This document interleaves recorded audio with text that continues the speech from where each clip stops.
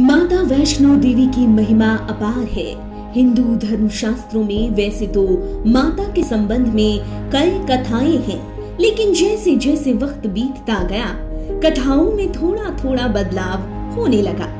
वैसे तो माता वैष्णो देवी से जुड़ी कई सारी कथाएं हैं, पर उनके एक परम भक्त पंडित श्रीधर की भक्ति वाली जो कथा है वो बार बार दोहराई जाती है। कैसे माता ने प्रसन्न होकर अपने भक्त की लाज बचाई थी, ये कथा उसी की है। चलिए आज हम भी माता की महिमा बखान करने वाली इस कथा को विस्तार से जानते हैं। लेकिन उससे पहले अगर आपने हमारा चैनल अभी तक सब्सक्राइब नहीं किया तो जल्द कर लें, बेल आइकॉन दबाना बिल्कुल न भूलें। वीडियो पसंद आए तो लाइक करें, कमेंट करें और शेयर करें।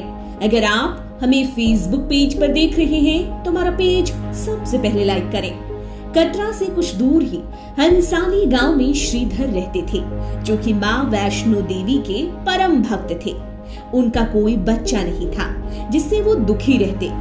एक बार उन्होंने नवरात्रि की पूजा की और कुंवारी कन्याओं को बुलाया। तब माँ वैष्णो देवी खुद ही कन्या रूप में उनके घर पधारी थीं।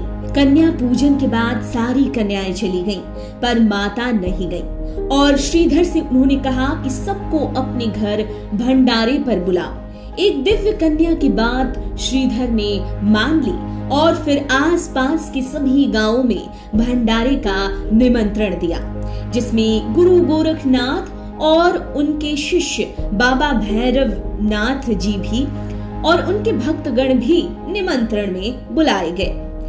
तय समय पर श्रीधर के घर पर गांव के लोग भंडारे के लिए आ गए।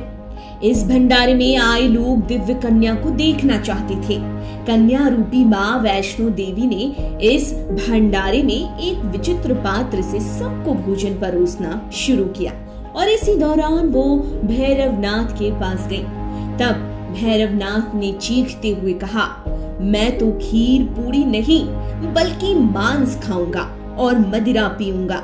ऐसे में कन्या ने समझाया कि ये ब्राह्मण के घर का भोज है, यहाँ पर मांस नहीं मिलेगा। पर भैरवनाथ ने जानबूझकर हल्ला मचाना शुरू किया और कन्या को पकड़ना चाहा।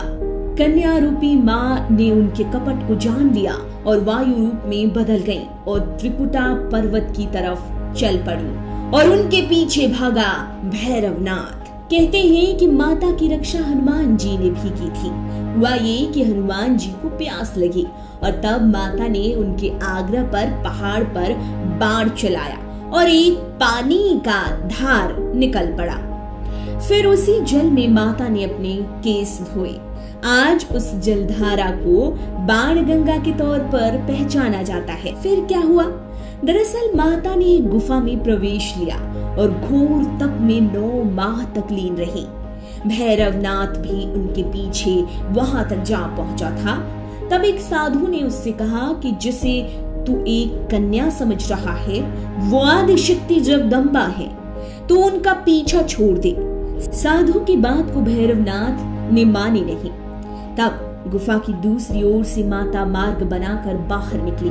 आज इस गुफा को अर्ध कुमारी या आदि कुमारी या फिर गर्भ जून के तौर पर पहचाना जाता है। अर्ध कुमारी के पहले ही माता की चरण पादुका भी है। तो ये जगह कौन सी है, चलिए आपको बताते हैं। दरअसल जहां माता ने भागने के दौरान भैरवनाथ को मुड़कर देखा था, वही कन्या का रूप छोड़कर गुफा से बाहर निकलकर माता ने देवी का रूप धर लिया था। यहाँ माता ने भैरवनाथ को चेताते हुए लौट जाने को कहा था, पर वो माना नहीं। ऐसे में माता गुफा में चली गई और उनकी सुरक्षा के लिए गुफा के बाहर हनुमान जी खड़े थे, जिन्होंने भैरवनाथ से युद्ध किया। पर भैरवनाथ ने फिर भी हार नहीं मानी। ऐसे में आखिर में माता ने महाकाली का रूप धारण कर भैरवनाथ का संहार किया। भैरवनाथ का सिर काट दिया माता ने, जो कि भवन से 8 किलोमीटर दूर त्रिकूट पर्वत पर जा गिरा। आज भैरवनाथ के मंदिर के तौर पर उस स्थान को जाना जाता है जहां उसका सिर जा गिरा था। जहां माता ने हठी भैरवनाथ का संहार किया था, उस जगह को पवित्र गुफा या फिर भवन के नाम से जाना जाता है। यहाँ पिंडी के रूप में माँ महाकाली दाईं ओर, बीच में माँ महासरस्वती और फिर बाईं ओर माँ महालक्ष्मी विराजती हैं। इन तीनों के सम्मिलित रूप को ही माता वैष्णो देवी कहते हैं।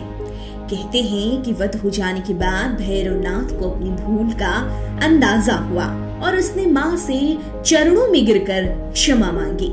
माता ये जानती थी कि भैरवनाथ का उन पर हमला करने के पीछे उनकी मोक्ष प्राप्ति की मंशा थी।